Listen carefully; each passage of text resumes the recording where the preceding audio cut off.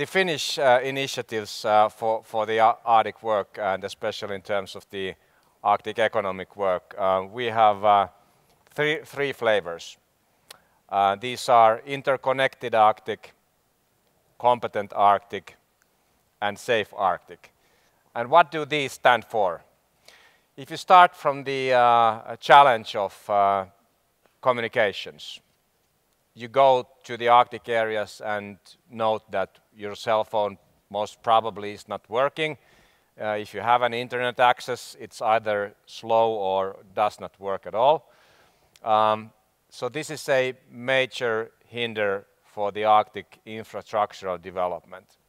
And that is one of the reasons, or the main reasons, why we chose the interconnected Arctic of being as one of the top-notch flavors for the work of the Arctic Economic Council during the Finnish business's chairmanship period. The Arctic Economic Council has a strategy. We have our overarching themes. We are following those, and we have these flavors to work and to get the best out of the work of the Arctic Economic Council. Secondly, competent Arctic. So why is this? We have faced situations in the northern areas that you have fly-in, fly-out labor. Simultaneously, the unemployment rates in the Arctic areas are usually much higher than in the other parts of those such countries. For instance, Finland actually, whereas the Lapland has only around 3% of our nation, almost 10% of the GDP is coming from that area. So that is an example of great Arctic productivity. Safe Arctic.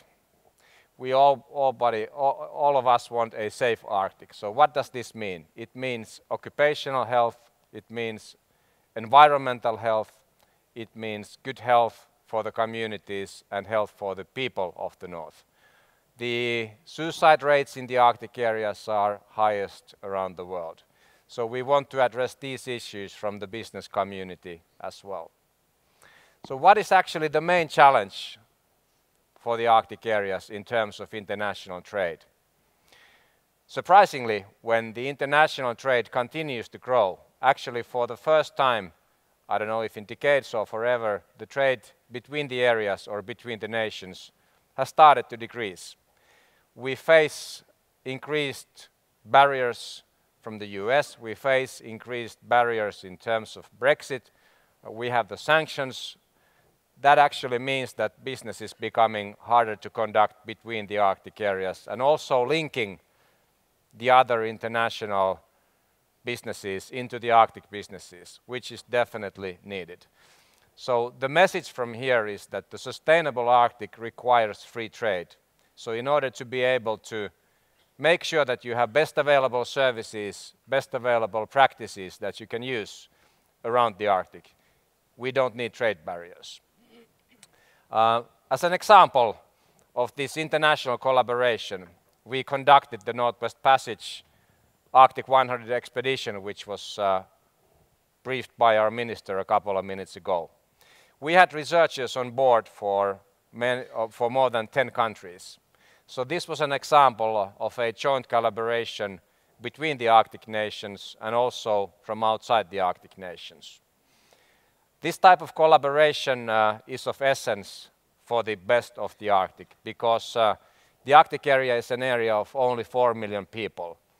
And yet again, it's an area for potential for investments for more than $1 trillion. To make sure that we are able to conduct this in a safe and sustainable manner, we definitely need the international collaboration. In this conference, there is great attendance from the Asian areas and from the Asian countries. Countries like Korea, Japan, China, Singapore, India, to mention a few. The center of gravity of the international trade is actually moving that way because of many, many reasons. So we have to address this, and we have to make sure that the international financial value chains also work for the best of the Arctic. Thank you.